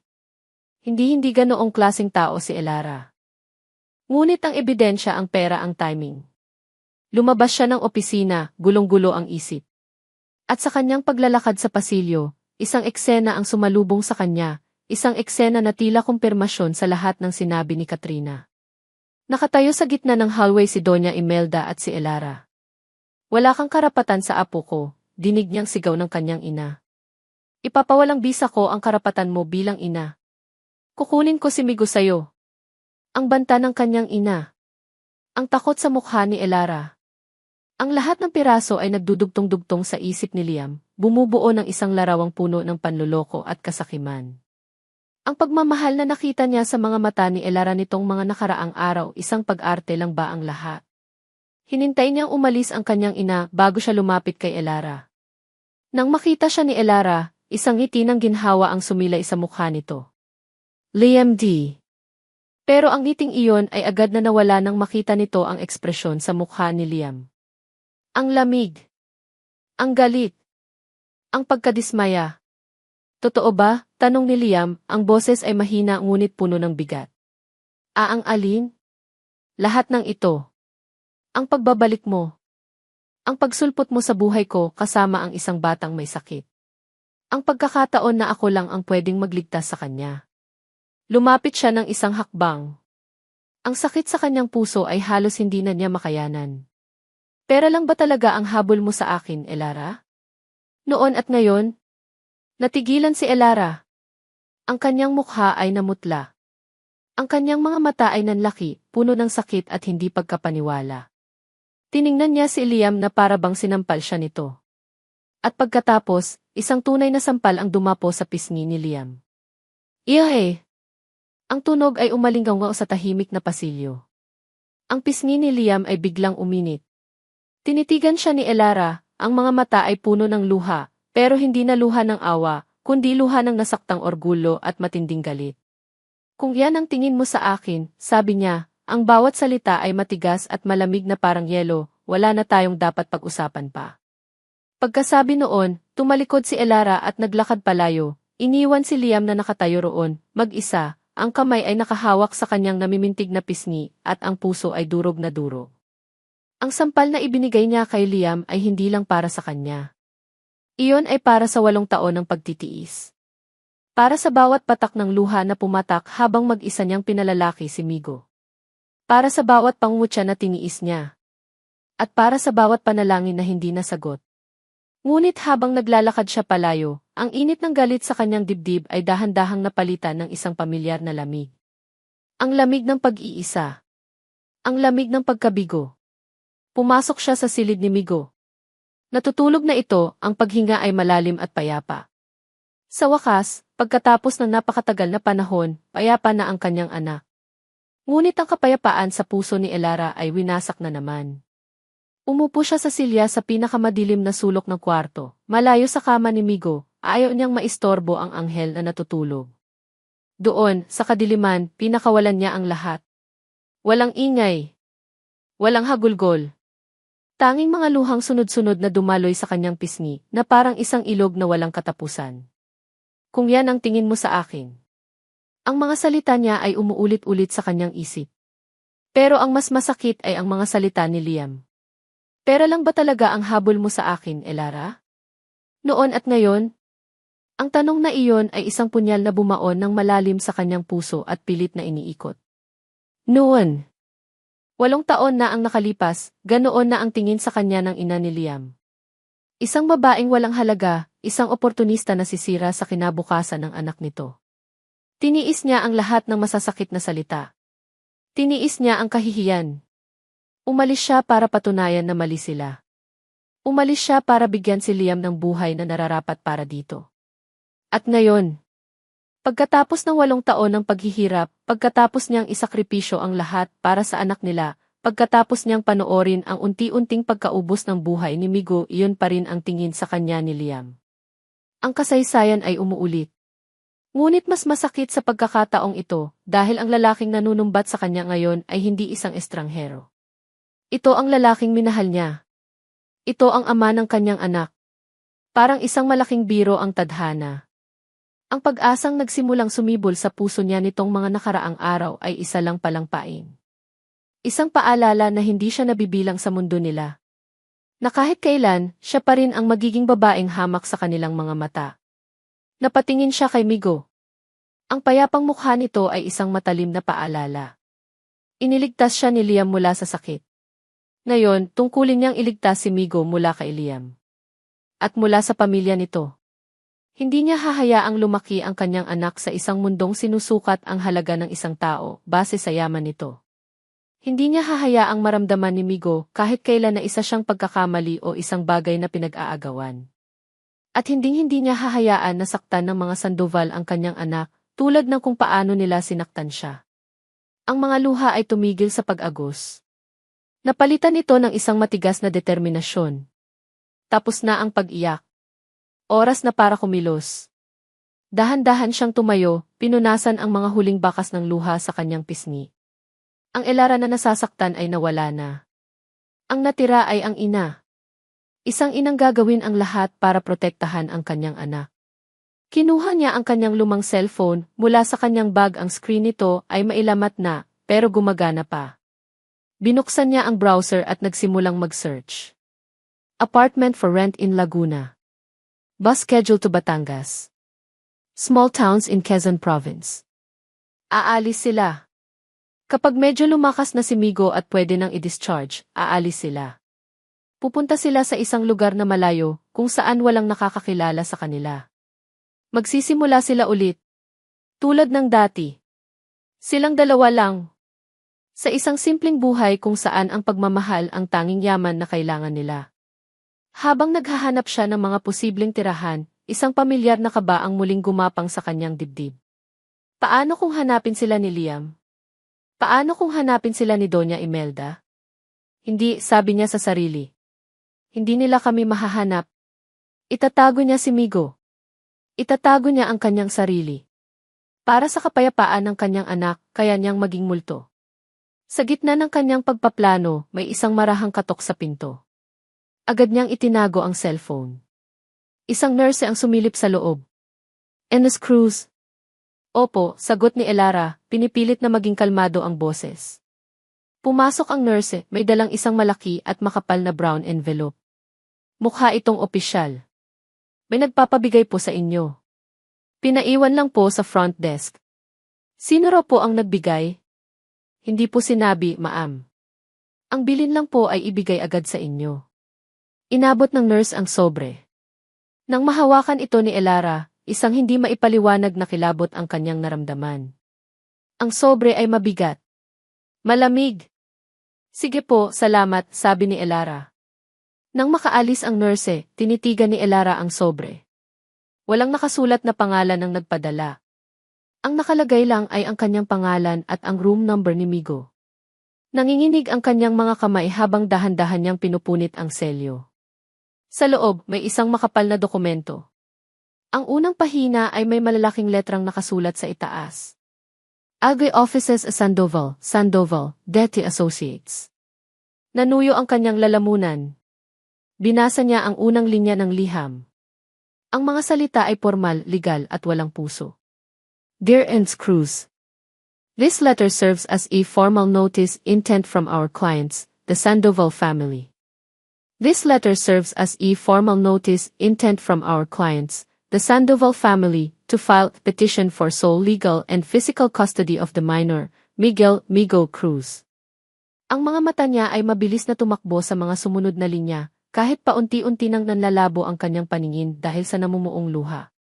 Hindi niya maintindihan ang lahat ng legal na salita, pero ang mga parirala ay parang mga sundang na paulit-ulit na tumatarak sa kanyang dibdib.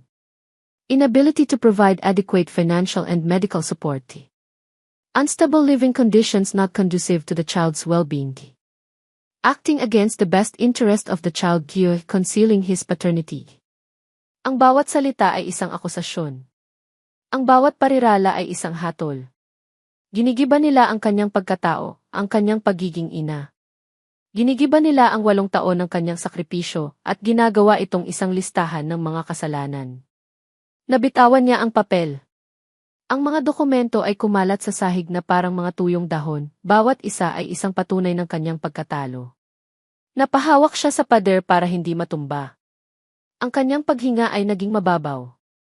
Ang plano niyang paglisan, ang kanyang munting pag-asa para sa isang tahimik na buhay lahat ay gumuho. Hindi na ito isang simpleng pagtakas. Isa na itong digmaan. At paano siya lalaban? Paano lalaban ang isang tulad niyang walang-wala sa isang pamilyang kayang bilhin ang lahat, pati na ang hustisya? Tumingin siya kay Migo na mahimbing pa ring natutulog. Ang kanyang anak. Ang kanyang buhay. Hindi lang nila siya itinataboy. Hindi lang nila siya hinuhusgahan. Gusto nilang kunin ang kanyang anak. Gusto nilang burahin siya sa buhay ni Migo. Ang takot na naramdaman niya ay higit pa sa kahit anong takot na naranasan niya. Ito ay isang uri ng teror na kumakain sa kanyang kaluluwa. Nakulong siya. Na-corner. Ang mga pader ng ospital na naging kanlungan niya ay bigla na lang naging mga rehas ng isang kulungan. Wala na siyang tatakbuhan. Ang init ng sampal ni Elara sa pisngi ni Liam ay matagal nang nawala, ngunit ang kirot ng kanyang mga salita ay nananatili.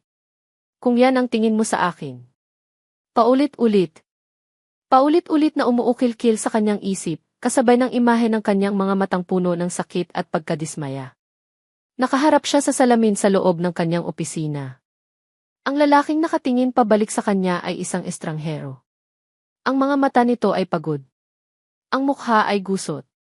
Ito ba ang Liam Sandoval na kinikilala ng lahat? Ang matagumpay na doktor?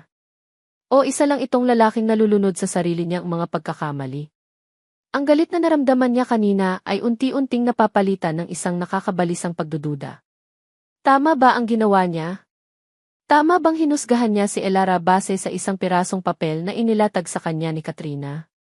Ang Elara na nakasama niya nitong mga nakaraang araw, ang inang walang pagod na nagbabantay sa kanyang anak, ang babaeng may malungkot pero mapagmahal na mga mata, hindi tugma sa imahe ng isang babaeng mukhang pera. Ang pagmamahal nito kay Migo ay napakatotoo. Hindi iyon kayang pekin. Binuksan niya ang kanyang lumang laptop, isang bagay na bihira na niyang gamitin. Hinanap niya ang isang folder na may pangalang e-memories, isang folder na 8 taon na niyang hindi binubuksan. Nag-click siya sa isang video file. Ang screen ay umilaw at bumungad sa kanya ang isang mas batang bersyon ng kanyang sarili, nakaupo sa isang parke. Katabi niya ang isang mas batang Elara. Ang buhok nito ay nililipad ng hangin at ang tawa nito ay parang musika. Hindi kita iiwan, Eli. Hinding-hindi. Pangako yan. Narinig niya ang sarili niyang boses sa video, puno ng katiyakan at pag-ibig. Sa video, tumawa si Elara. Isang tawang totoo. Isang tawang nagmumula sa puso. Ang mga mata nito, habang nakatingin sa kanya noon, ay puno ng pagsamba. Hindi ito mga mata ng isang manloloko. Isinara niya ang laptop. Ang sakit. Bumalik ang lahat ng sakit. Pero ngayon, ang sakit ay hindi na lang para sa kanyang sarili. Para na rin ito kay Elara. Isang hindi mapakaling pakiramdam ang nagsimulang gumapang sa kanyang dibdib. Isang pagdududa. Ang kwento ni Katrina. Ang bank statement. Masyadong perpekto. Masyadong malinis. Masyadong akma sa kung ano ang gustong isipin ng isang taong nasaktan. Sino nga ba ang mas may motibong manira? Ang babaeng isinakripisyo ang lahat para sa anak nila o ang babaeng halatang-halatang may gusto sa kanya? Tumayo si Liam. Kailangan niya ng sagot. Naglakad siya papunta sa opisina ni Katrina. Naabutan niya itong nag-aayos ng gamit, pauwi na. Katrina, tawag niya. Lumingon ito, isang matamis na ngiti ang agad na sumilay sa mga labi. Liam. Pauwi ka na rin? Hindi pa, seryosong sagot ni Liam. Isinara niya ang pinto. Gusto ko lang itanong kung paano mo nakuha ang bank statement ng mama ko. Ang ngiti ni Katrina ay bahagyang natigilan. Well, may mga koneksyon ako. Alam mo na. Anong klaseng koneksyon, giit ni Liam? That's a private document. Ilegal ang pagkuha niya ng walang pahintulot. Nakita niya ang bahagyang pagkaalarma sa mga mata ni Katrina. Bakit mo ba tinatanong? Hindi ba't dapat magpasalamat ka pa nga sa akin? Iniligtas kita sa isang manloloko. Tinitigan siya ni Liam ng diretso sa mata. Ang dating paghanga na nararamdaman niya para sa pagiging prangka nito ay napalitan ng hinala. Ang galing mong magsalita, Katrina. Para kang abogado. I just care about you, Liam. O baka naman may iba kang motibo, tanong ni Liam, ang boses ay malamig. Sa pagkakataong iyon, nakita niya ito. Isang kislap sa mga mata ni Katrina, isang kislap ng pagkakasala at selos. Hindi na ito nag-abalang itago pa. At kung meron man, ano ngayon, sagot nito, ang boses ay naging matalas. Hindi ba't mas karapat dapat naman ako kaysa sa kanya? Pareho tayo ng mundo, Liam. Ako ang naiintindihan mo. Hindi ang babaeng iyon. Hindi na sumagot si Liam. Nakuha na niya ang kailangan niyang malaman. Tumalikod siya at iniwan si Katrina na nakatayo roon, ang magandang mukha ay puno ng galit. Ngayon, ang hinala niya ay lumipat sa ibang tao. Ang taong may kakayahang gawin ang lahat ng ito. Ang taong may pinakamalaking motibo. Ang kanyang ina. Nagmaneho siya pauwi. Hindi sa sarili niyang kondo, kundi sa mansyon ng mga Sandoval. Kailangan niyang maghanap ng patunay. Gabi na. Tahimik na ang bahay. Dumiretso siya sa lumang study room ng kanyang ama, isang silid na ginawa ng opisina ng kanyang ina. Nagsimula siyang maghalungkat. Mga lumang papeles. Mga lumang libro. Wala siyang makita. Malapit na siyang sumuko nang may maalala siya. Ang kanyang ina ay may isang lumang leather-bound na ledger, kung saan nito isinusulat ang lahat ng mahahalagang gastusin ng pamilya. Isang bagay na makaluma, pero hindi nito maiwan-iwan. Hinanap niya ito sa pinakailalim na drawer ng lumang aparador. At nandoon nga. Binuklat niya ito, hinahanap ang 8 taon na ang nakalipas. Ang kanyang puso ay kumakabog ng mabilis. At doon, sa isang pahina, nakita niya ito. Isang entry. Date, October 15, 2016 na. Transaction, cash withdrawal. Amount, 1,000,000 I. Iyon ang eksaktong petsa na sinabi ni Katrina. Iyon ang eksaktong halaga. Ang kanyang puso ay lumubog. Totoo nga. Pero habang tinititigan niya ang entry, may napansin siyang isang maliit na detalye sa tabi nito. Isang maikling nota na isinulat sa maliit na letra, gamit ang pamilyar na sulat kamay ng kanyang ina. Isang notang hindi makikita sa isang opisyal na bank statement. Isang notang naglalaman ng tunay na katotohanan. Ang nakasulat. Para sa kinabukasan ni Liam. Ang lumang ledger ay parang isang mabigat na bato sa kamay ni Liam habang naglalakad siya papasok ng kanilang mansyon. Ang bawat sulok ng bahay na dati isimbolo ng yaman at tagumpay ay tila isa na ngayong malamig at huwad na entablado. Naabutan niya ang kanyang ina sa malawak nilang sala, nakaupo sa isang antigong silya, nagbabasa ng isang makapal na libro habang humihigop ng tsaa. Ang imahe ng perpektong matriarka. Ang reyna sa kanyang palasyo. Hindi siya napansin ito sa una. O marahil, pinili nitong huwag siyang pansinin. Hindi nagsalita si Liam. Naglakad siya papunta sa mamahaling center table na gawa sa salamin at dahan-dahan, ngunit may diin na inilapag ang ledger. Blag. Ang tunog ay umalingaw sa katahimikan ng sala, mas malakas kaysa sa inaasahan. Nag-angat ng tingin si Doña Imelda, ang kanyang mga mata ay bahagyang nanliit dahil sa pagkaistorbo. Liam. What is the meaning of this? Hindi sumagot si Liam. Ibinuklat niya ang ledger sa eksaktong pahina. At itinuro niya ang isang entry. Ang kanyang daliri ay nanginginig sa pinaghalong galit at sakit. Ito, sabi niya, ang boses ay mahina ngunit puno ng panganib. Anong ibig sabihin nito, ma? Tiningnan ni Doña Imelda ang ledger. Nakita niya ang petsa. Nakita niya ang halaga. Nakita niya ang kanyang sariling sulat kamay. Sa isang iglap, isang mabilis na kislap ng pagkataranta ang dumaan sa kanyang mga mata, ngunit agad itong napalitan ng pamilyar na katigasan. Pera lang yan, Liam. What's the big deal? Hindi lang ito pera, ma, mariing sagot ni Liam. Ito ang bayad. Ang bayad ninyo para sirain ang buhay ko.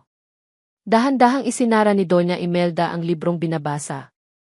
Itinoon niya ang buong atensyon kay Liam, ang kanyang mukha ay naging isang maskara ng malamig na pagmamataas. Kung nalaman mo na rin lang, di mas maganda, sabi nito, ang boses ay walang bahid ng pagsisisi. Binigyan ko siya ng pera. Para umalis. Para layuan ka. Parang isang suntok sa sikmura ang pag-amin na iyon. Kahit inaasahan na niya, masakit pa rin. Bakit, tanong ni Liam, ang boses ay basag na. Bakit? Isang mapanghamak na tawa ang kumawala sa kanyang ina. Nagtatanong ka pa talaga kung bakit. Ginawa ko lang iyon para sa'yo, anak. Tumayo ito, ang tindig ay puno ng katuwiran. Ang babaeng yun. Isa siyang hamak na manggagamit. Isang babaeng walang pangarap, walang pinanggalingan. Hihilahin ka lang niya pababa. Sisirain niya ang lahat ng pinaghirapan natin para sa'yo. Mahal ko siya, halos pabulong na sabi ni Liam. Pag-ibig, muling tumawa si Doña Imelda. Ang pag-ibig ay hindi nakakain, Liam. Ang pag-ibig ay hindi nagpapatayo ng mga ospital. Itinayo ka namin para sa kadakilaan, hindi para sa isang hamak na pag-ibig na walang patutunguhan. Hindi makapagsalita si Liam. Ang bawat salita ng kanyang ina ay isang patalim na lalong nagpapalaki sa sugat sa kanyang puso. At ang bata, pagpapatuloy nito, ang boses ay puno ng pagkasuklam. Alam kong gagamitin niya ang batang iyon laban sa iyo. Kaya inunahan ko na siya. Binigyan ko siya ng pera para palakihin ang bata ng malayo sa iyo, para hindi masira ang kinabukasan mo. Paano ninyo nagawa iyon? Tanong ni Liam, ang mga luha ay nagsisimula ng mamuo sa kanyang mga mata. Paano ninyo nagawang paghiwalayin ang isang ama sa kanyang anak? Simple lang, sabi ni Doña Imelda. Sinabi ko sa kanya ang katotohanan. Na hindi siya nababagay sa pamilyang ito. Na kung totoong mahal ka niya, palalayain ka niya. At ginawa naman niya. Mukhang mas matalino pa nga siya kaysa sayo. Doon na sumabog si Liam. Ang lahat ng sakit, galit at pagsisisi ay bumulwak na parang isang bulkan.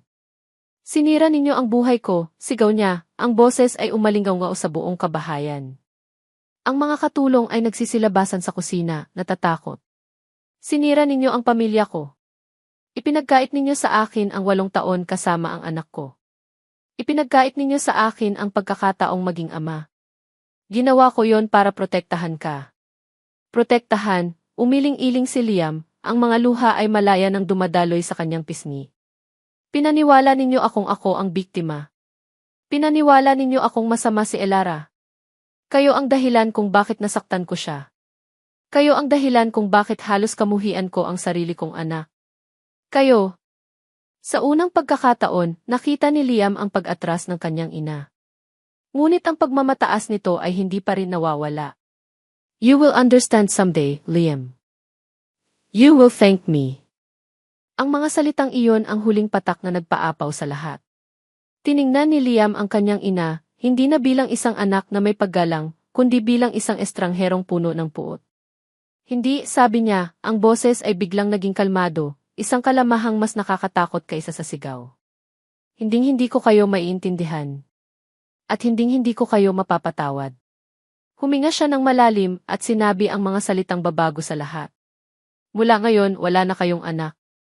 Isang nakakabinging katahimikan ang bumalot sa sala. Ang mukha ni Doña Imelda ay namutla.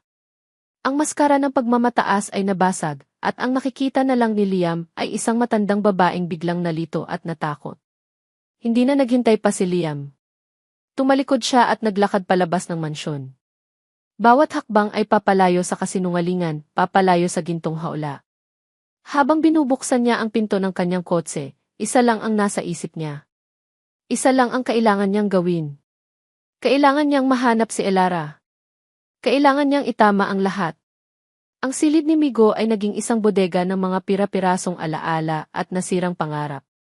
Bawat damit na itinitiklop ni Elara at inilalagay sa luma niyang bag ay isang paalala ng buhay na hindi nila kailanman magkakaroon. Ang mga damit na ito, ang ilan ay bigay ng mga nurse, ang ilan ay nabili niya mula sa ukay-ukay, ay ang tanging yaman nila. At ngayon, kailangan nilang dalhin ang mumunting yaman na ito at tumakas na parang mga magnanakaw. Ang legal na sulat mula sa mga Sandoval ay nakapatong sa kama, ang mga salita nito ay parang isang laso na nakatatak na sa kanyang isipan. Inability to provide unstable living conditions. Isinara niya ang zipper ng bag ng may diin. Hindi na siya iiyak. Tapos na siya sa pag-iyak. Ang tanging nararamdaman niya ngayon ay isang malamig at desperadong determinasyon. Kailangan nilang makaalis. Ngayon na. Habang natutulog pa ang mga gwardiya ng ospital.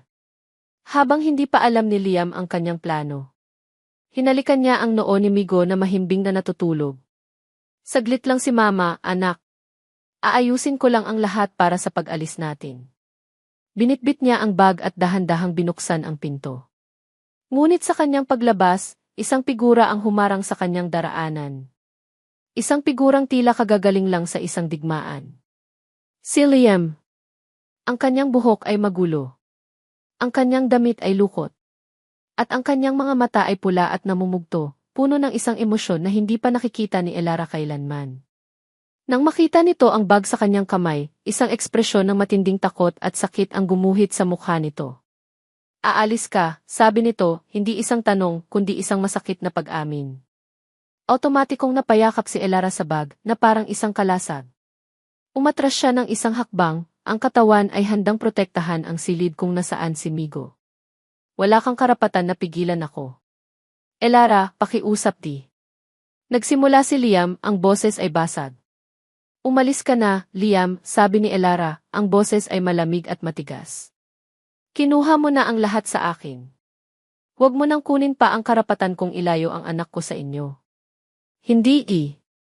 Umiling si Liam, ang mga luha ay nagsimula ng tumulo mula sa kanyang mga mata. Hindi ko siya kukunin sa'yo. Pakiusap, makinig ka muna sa akin. Gagawa na sana si Elara ng isa pang hakbang paatras, ngunit natigilan siya sa sunod na ginawa ni Liam. Isang bagay na hindi niya kailanman inasahan. Ang si Liam Sandoval, ang matagumpay, ang mayaman, ang mayabang, ay dahan-dahang lumuhod sa sahig ng ospital, sa kanyang harapan. Nabitawan ni Elara ang bag. Ang tunog ng pagbagsak nito sa sahig ay ang tanging ingay na bumasag sa katahimikan. Nakayuko si Liam, ang kanyang mga balikat ay nanginginig. Patawarin mo ako, Elara, sabi nito sa gitna ng kanyang mga hikbi. Patawarin mo ako sa lahat. Natulala si Elara. Hindi niya alam kung ano ang gagawin.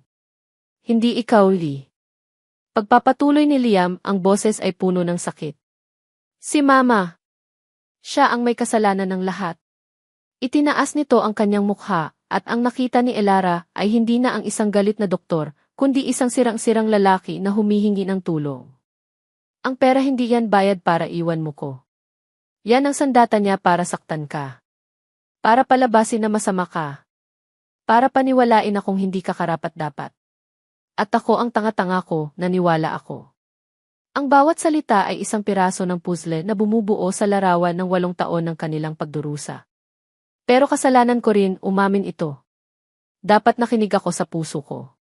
Dapat ipinaglaban kita. Naniwala ako sa kanila. Hindi ako naniwala sa'yo. At dahil doon, nasaktan kita sa paraang hindi ko mapapatawad ang sarili ko. Patawarin mo ako, Elara. Pakiusap di. Ang pader na binuo ni Elara sa paligid ng kanyang puso ay nagsimulang magkaroon ng mga bitak. Ang galit ay unti-unting napapalitan ng awa. Ang sakit ay unti-unting natutunaw. Tumayo ka dyan, Liam, mahinang sabi ni Elara. Hindi, umiling ito. Hindi ako tatayo hanggat hindi mo ako napapatawad. Liam D. Tinitigan siya nito ng diretsyo sa mata, ang mga luha ay patuloy sa pag-agos.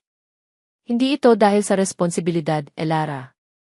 Hindi lang dahil ama ako ni Migo. Pinipili kita. Kayo ni Migo. Kayo ang pamilya ko. Iiwan ko ang lahat, ang pangalan, ang pera, ang ospital, lahat para sa inyo. Bigyan mo lang ako ng isa pang pagkakataon. Sa mga salitang iyon, ang huling piraso ng pader sa puso ni Elara ay tuluyan ng gumuho. Yumuko siya at marahang hinawakan ang mga balikat ni Liam. Ang pagod at sakit ng 8 taon ay naroon pa rin, ngunit sa ilalim nito, ang pagmamahal na akala niya'y matagal nang namatay ay naroon pa rin pala, naghihintay. Tumayo ka na, ulit niya, ang boses ay mas malambing na ngayon. Dahan-dahang tumayo si Liam, ang mga mata ay puno pa rin ng pag-aalinlangan, naghihintay ng kanyang hatol. Hindi na nagsalita si Elara. Sa halip, ginawa niya ang tanging bagay na tama sa sandaling iyon. Inalis niya ang distansya sa pagitan nila at niyakap niya si Liam ng mahigpit. Sa una, natigilan si Liam, ngunit pagkatapos ay gumanti ito ng yakap. Isang yakap na mahigpit na parang ayaw na siyang pakawalan. Isang yakap na puno ng pagsisisi ng pangako ng 8 taon ng pangungulila. Naramdaman ni Elara ang pagtulo ng sarili niyang mga luha sa balikat ni Liam. Pero sa pagkakataong ito, hindi na ito luha ng sakit. Ito ay luha ng paghilom.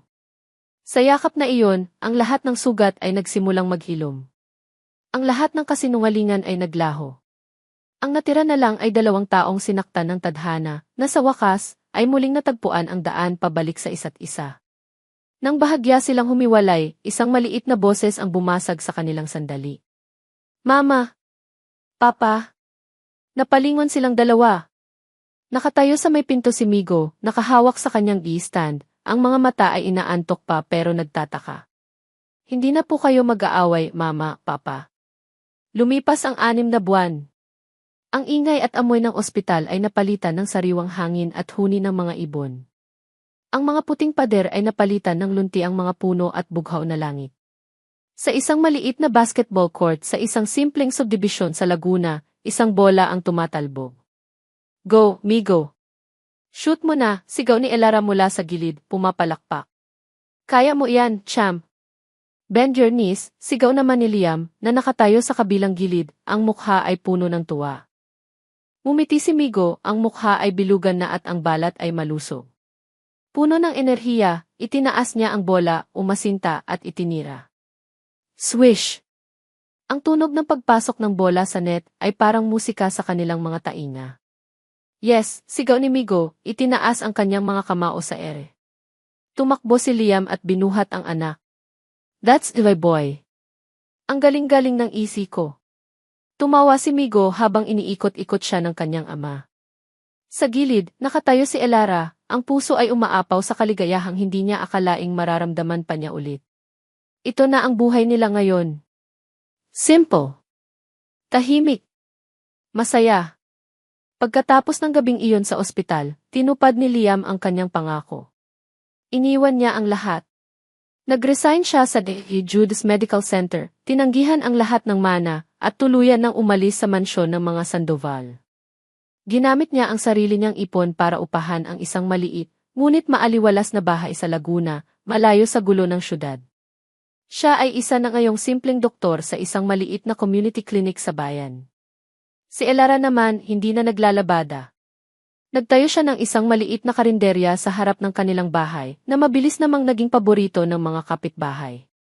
Sapat lang ang kanilang kinikita. Pero sobra-sobra naman ang kanilang kaligayahan. Isang araw, habang nag-aayos sila ng hardin, isang itim at mamahaling kotse ang huminto sa tapat ng kanilang gate. Bumaba mula rito ang mga magulang ni Liam. Ang kanyang ama ay mukhang malungkot. Si Doña Imelda naman, baka sa mukha ang pagod at pagsisisi. Anak, sabi ng ama ni Liam. Bumalik ka na. Your mother, she misses you. Tiningnan ni Liam ang kanyang ina. Ang dating matigas na babae ay tila tumanda ng 10 taon. I'm sorry, Liam, mahinang sabi ni Doña Imelda, ang mga salita ay tila napakahirap bigkasin. I was wrong. Patawarin mo na ako. Lumapit si Elara at hinawakan ang kamay ni Liam, nagbibigay ng suporta. Tiningnan ni Liam ang kanyang ina, hindi na may galit, kundi may awa. Pinapatawad ko na po kayo, ma, sabi ni Liam. Pero ang pagpapatawad ay iba sa paglimot. Kailangan ninyo ng panahon para pag-isipan ang mga nagawa ninyo. At kailangan namin ng panahon para buuin ang pamilya namin. Walang nagawa ang mag-asawa kundi tumango at umalis, dala ang isang maliit na hibla ng pag-asang balang araw, mabubuo rin ang sa kanila. Hapon na. Magkahawak kamay na naglalakad sina Liam at Elara sa kalye ng kanilang subdibisyon, habang si Migo ay masayang nagpapatakbo ng kanyang bisikleta sa unahan. Ang sinag ng papalubog na araw ay nagbibigay ng isang gintong kulay sa lahat ng bagay. Huminto si Liam at hinarap si Elara. Hinawakan niya ang magkabilang pisngi nito. Masaya ka ba, Eli? Tanong niya, ang boses ay puno ng pagmamahal. Ang i-elite na para lang sa kanya. Ngumiti si Elara. Isang ngiting totoo. Isang ngiting abot hanggang sa kanyang mga mata. Sobra, Liam. Sobrang saya. May kulang pa, sabi ni Liam. May kinuha siya mula sa kanyang bulsa. Hindi ito isang malaking diamante. Hindi ito isang mamahaling singsing. Isa itong simpleng silver band, katulad ng singsing na nakita ni Elara sa daliri niya noon sa ospital. Hindi ko to naibigay sa'yo 8 taon na ang nakalipas, sabi ni Liam. Pwede bang ngayon na lang? Hindi na kailangan ng sagot. Ang mga luha ng kaligayahan na tumulo mula sa mga mata ni Elara ay sapat na. Isinuot ni Liam ang singsing sa kanyang daliri. Perpekto. I love you, Elara Cruz. Noon at lalo na ngayon. I love you too, Liam Sandoval, sagot ni Elara. Sa ilalim ng papalubog na araw, naglapat ang kanilang mga labi. Isang halik na naglalaman ng lahat ng sakit ng nakaraan, lahat ng saya ng kasalukuyan, at lahat ng pangako ng kinabukasan. Mama! Papa! Tara na po! May ice cream, sigaw ni Migo mula sa malayo, kumakaway. Humiwalay sila sa isa't isa, parehong nakangiti. Magkahawak kamay silang tumakbo papalapit sa kanilang anak. Ang anino ng kanilang 3 figura ay humaba sa daan, magkakadugtong buo. Isang pamilya na sinubok ng tadhana, ngunit pinagtibay ng pagmamahal. Dahil minsan, ang daan pabalik sa isa't isa ang pinakamatamis na destinasyon sa lahat. Ito ang kanilang bagong simula,